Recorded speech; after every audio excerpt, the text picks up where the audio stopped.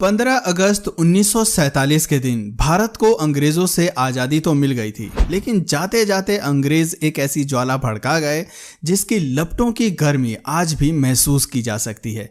जहां कुछ लोग देश की आज़ादी का जश्न मना रहे थे, वहीं कुछ बंटवारे के दर्द से कराह रहे थे, क्योंकि आज़ादी के ठीक एक दिन पहले संपूर्ण देश दो हिस्सों में बंट गया था, भारत और पाकिस्तान।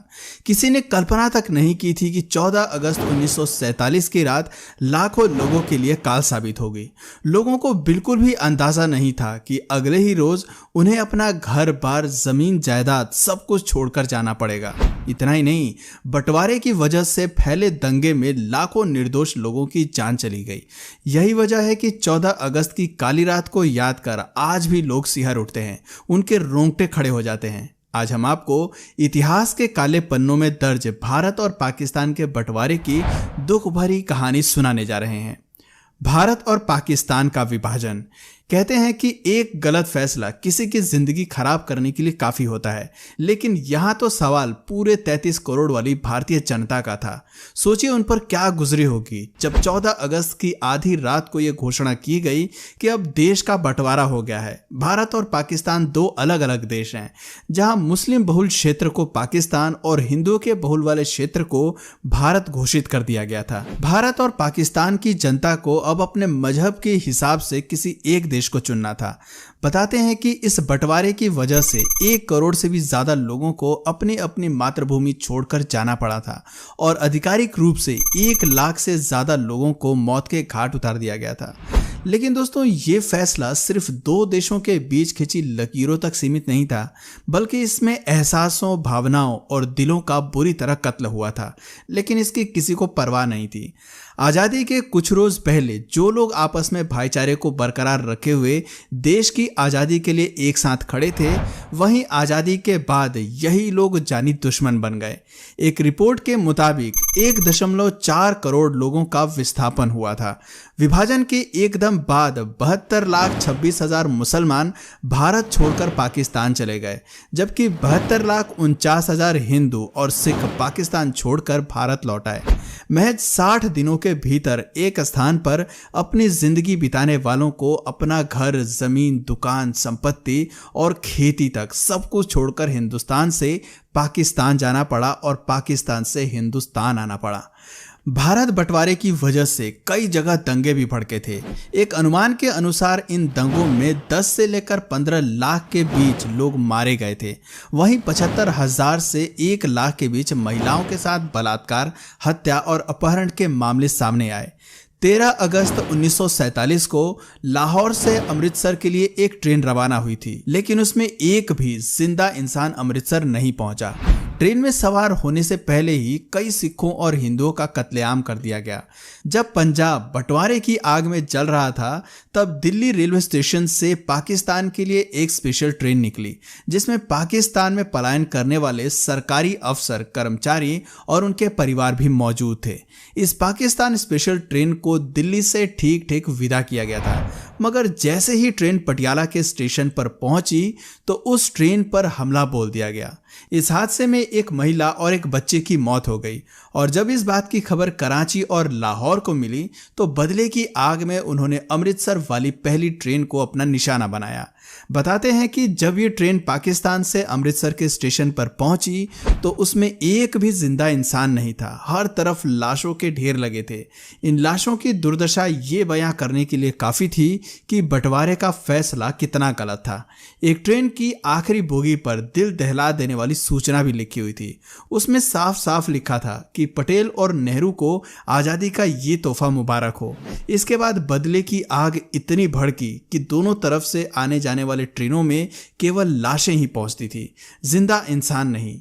लोगों को एक स्थान से दूसरे स्थान पहुंचाने वाली ट्रेन कब्रिस्तान और शमशान में तब्दील हो गई थी।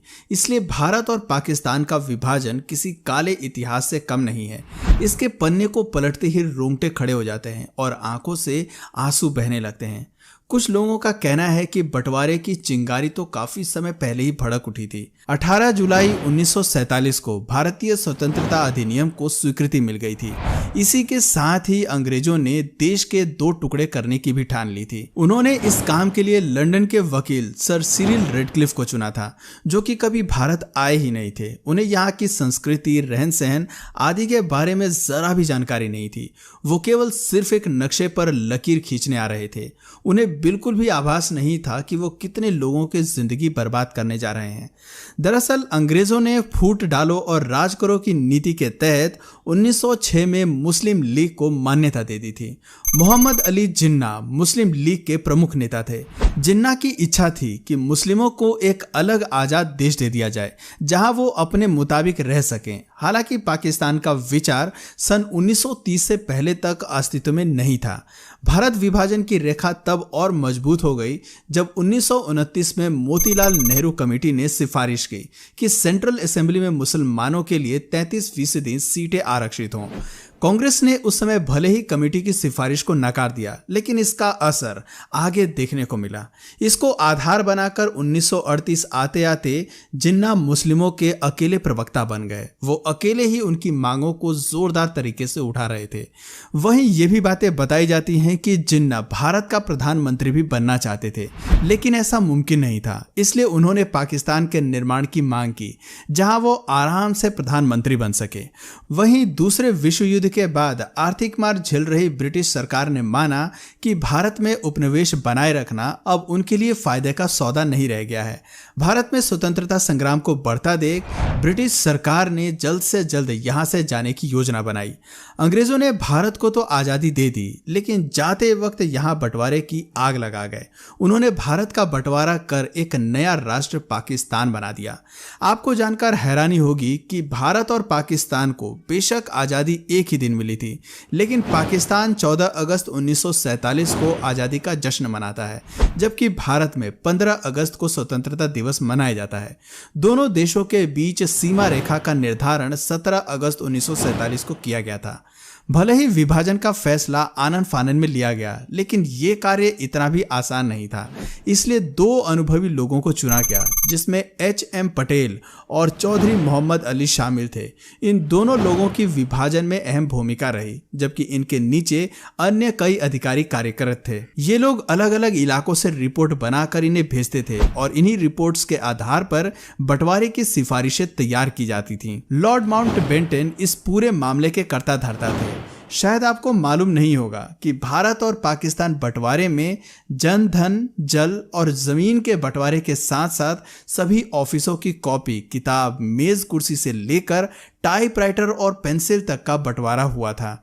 ब्रिटिश सरकार की संपत्ति को दोनों देशों के बीच बांटा गया, लेकिन इसे लेकर भी काफी बहस हुई। दरअसल भारत ने शुरुआत में ही पाकिस्तान को 20 करोड़ रुपए की पहली किश्त दे दी थी और 55 करोड़ देने अभी बाकी थे, लेकिन तभी पाकिस्तानी सेना ने कश्मीर पर हमला कर दिया।